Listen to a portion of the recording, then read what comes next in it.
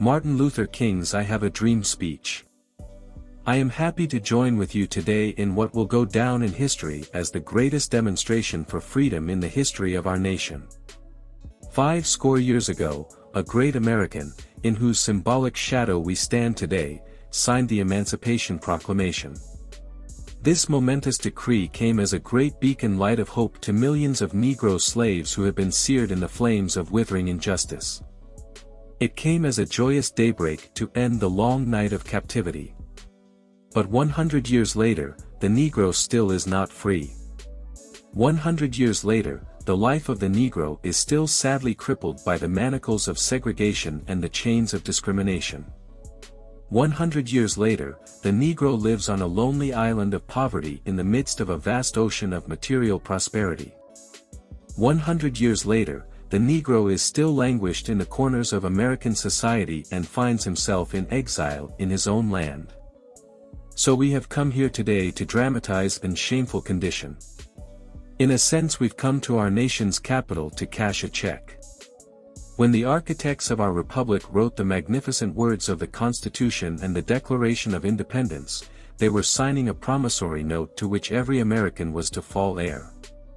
This note was a promise that all men, yes, black men as well as white men, would be guaranteed the unalienable rights of life, liberty, and the pursuit of happiness. It is obvious today that America has defaulted on this promissory note insofar as her citizens of color are concerned. Instead of honoring this sacred obligation, America has given the Negro people a bad check, a check which has come back marked, insufficient funds. But we refuse to believe that the Bank of Justice is bankrupt. We refuse to believe that there are insufficient funds in the great vaults of opportunity of this nation. So we have come to cash this check, a check that will give us upon demand the riches of freedom and the security of justice. We have also come to this hallowed spot to remind America of the fierce urgency of now. This is no time to engage in the luxury of cooling off or to take the tranquilizing drug of gradualism. Now is the time to make real the promises of democracy. Now is the time to rise from the dark and desolate valley of segregation to the sunlit path of racial justice. Now is the time to lift our nation from the quicksands of racial injustice to the solid rock of brotherhood. Now is the time to make justice a reality for all of God's children. It would be fatal for the nation to overlook the urgency of the moment. This sweltering summer of the Negro's legitimate discontent will not pass until there is an invigorating autumn of freedom and equality. 1963 is not an end, but a beginning. Those who hoped that the Negro needed to blow off steam and will now be content will have a rude awakening if the nation returns to business as usual. There will be neither rest nor tranquility in America until the Negro is granted his citizenship rights. The whirlwinds of revolt will continue to shake the foundations of our nation until the bright day of justice emerges. But there is something that I must say to my people who stand on the warm threshold which leads into the palace of justice. In the process of gaining our rightful place, we must not be guilty of wrongful deeds.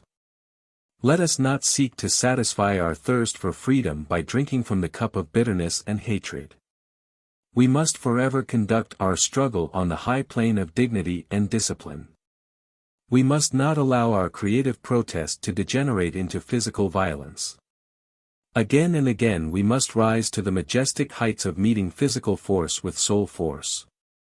The marvelous new militancy which has engulfed the Negro community must not lead us to a distrust of all white people, for many of our white brothers, as evidenced by their presence here today, have come to realize that their destiny is tied up with our destiny. And they have come to realize that their freedom is inextricably bound to our freedom. We cannot walk alone. And as we walk, we must make the pledge that we shall march ahead. We cannot turn back. There are those who are asking the devotees of civil rights, when will you be satisfied? We can never be satisfied as long as the Negro is the victim of the unspeakable horrors of police brutality. We can never be satisfied as long as our bodies, heavy with the fatigue of travel, cannot gain lodging in the motels of the highways and the hotels of the cities. We cannot be satisfied as long as the Negro's basic mobility is from a smaller ghetto to a larger one. We can never be satisfied as long as our children are stripped of their selfhood and robbed of their dignity by signs stating, "For whites only." We cannot be satisfied as long as a Negro in Mississippi cannot vote and a Negro in New York believes he has nothing for which to vote. No, we are not satisfied, and we will not be satisfied until justice rolls down like waters and righteousness like a mighty stream. I am not unmindful that some of you have come here out of great trials and tribulations. Some of you have come fresh from narrow jail cells.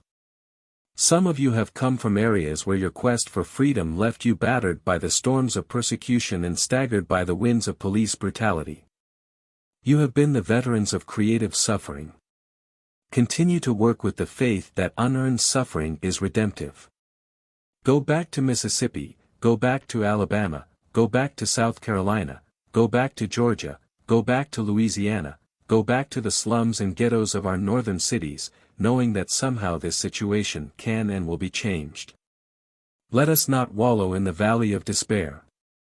I say to you today, my friends, so even though we face the difficulties of today and tomorrow, I still have a dream. It is a dream deeply rooted in the American dream. I have a dream that one day this nation will rise up and live out the true meaning of its creed.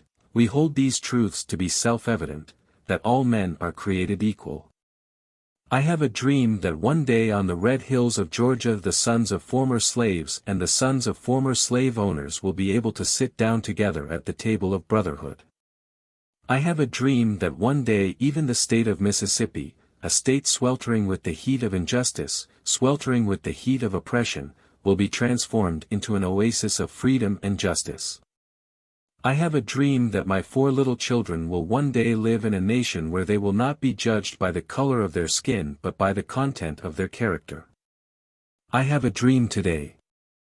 I have a dream that one day down in Alabama, with its vicious racists, with its governor having his lips dripping with the words of interposition and nullification, that one day right down in Alabama little black boys and black girls will be able to join hands with little white boys and white girls as sisters and brothers.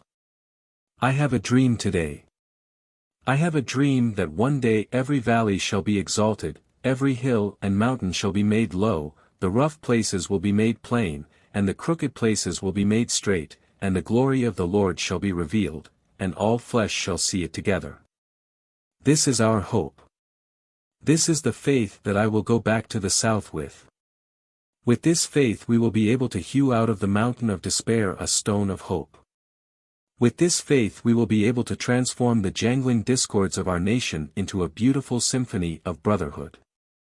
With this faith we will be able to work together, to pray together, to struggle together, to go to jail together, to stand up for freedom together, knowing that we will be free one day. This will be the day when all of God's children will be able to sing with new meaning, "My country, 'tis of thee, sweet land of liberty, of thee I sing." Land where my fathers died, land of the pilgrim's pride, from every mountainside, let freedom ring. And if America is to be a great nation, this must become true.